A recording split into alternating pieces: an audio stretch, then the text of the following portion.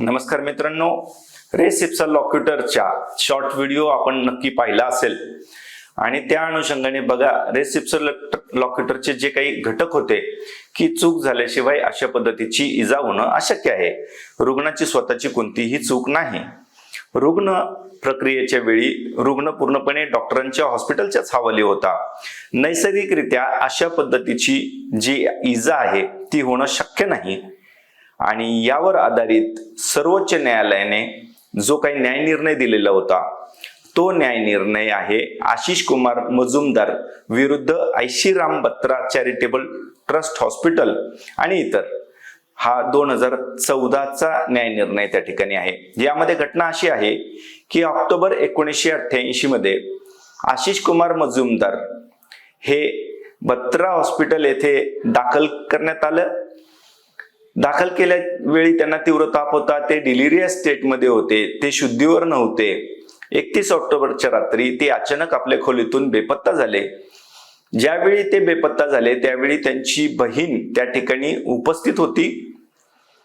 ती झोपलेली असावी आणि मध्यरात्री हा प्रकार सर्व घडलेला होता. काही वेळाने सर्व शोधाशोध केल्यानंतर सिक्युरिटी गार्ड आणि त्यांची बहीण आणि इतर यांना हॉस्पिटलच्या तळमजल्यावरती गंभीर अवस्थेत हा रुग्ण जखमी अवस्थेत आढळून आला. 3ऱ्या मजल्यावरील त्याच्या खोलीच्या खिडकीतून तो व्यक्ती खाली पडला असावा असं दिसून आलं आणि या पडण्यामुळं त्यांच्या मणक्याला गंभीर इजा झाली आणि ही गंभीर इजा अशी होती की त्यामुळे त्यांना कायमचा पॅराप्लेजिया झाला. कायमस्वरूपीचं अपंगत्व त्या ठिकाणी आलेलं होतं. आता आरोप असे झाले की हॉस्पिटलची जबाबदारी जी आहे ती फक्त औषधोपचारापुरती मर्यादित आहे की रुग्णांच्या सुरक्षिततेविषयी देखील त्यांची जबाबदारी आहे. रेसिप्सा लॉक्युटर जेव्हा एखादी घटना घडते सामान्यतः निष्काळजीपणाशिवाय घडू शकत नाही तेव्हा पुराव्याची जबाबदारी ही हॉस्पिटलवर येते. हा प्रश्न या न्याय निर्णयामध्ये डिस्कस झालेला होता.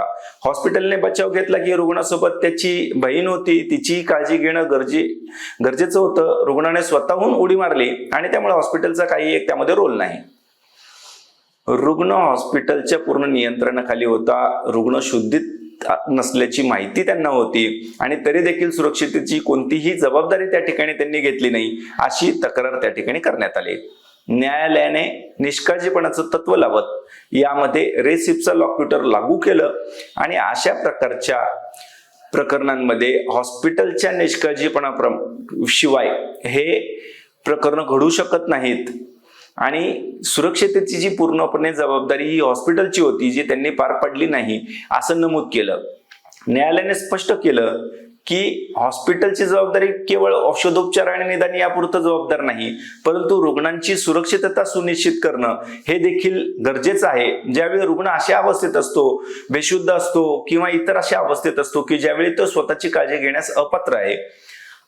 सर्वोच्च न्यायालयाने या न्याय निर्णयावरती जे आहे ते शिक्कामोर्तब करत 11 लाख रुपयाचा दंड त्या ठिकाणी ठोठावलेला होता. या घटनेचा दावा दाखल झाल्यापासून त्यामध्ये 12% व्याज देखील द्यावं असं त्या ठिकाणी ठरलं.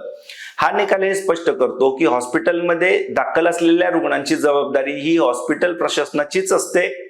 रुग्णाच्या प्रकृतीमुळे त्याला इजा होण्याची शक्यता असेल तर तशी खबरदारी घेणे, काळजी घेणे, केअर अँड कॉशन ठेवणे हे फार गरजेचं असतं. त्यामुळं हा जो काही न्याय निर्णय आशिष कुमार मजुमदार विरुद्ध आयशीराम बत्रा हॉस्पिटल चॅरिटेबल ट्रस्ट आणि इतर हा एक ऐतिहासिक निर्णय ठरला जो निर्णय सांगतो की हॉस्पिटलची जबाबदारी केवळ औषधोपचार किंवा रुग्णाचे निदान करणे किंवा त्याच्यावरती इतर प्रक्रिया करणे यापुरती मर्यादित नसून रुग्णाला एखादा धोका, त्याच्या जीवाशी निगडीत असा धोका आणि त्याविषयीची काय सुरक्षितता, त्या संदर्भातील काही उपाययोजना त्या ठिकाणी करण्यात येऊ शकतात याविषयी जागरूक राहणं, काळजी घेणं, अटेंटिव्ह राहणं हे फार आवश्यक आहे.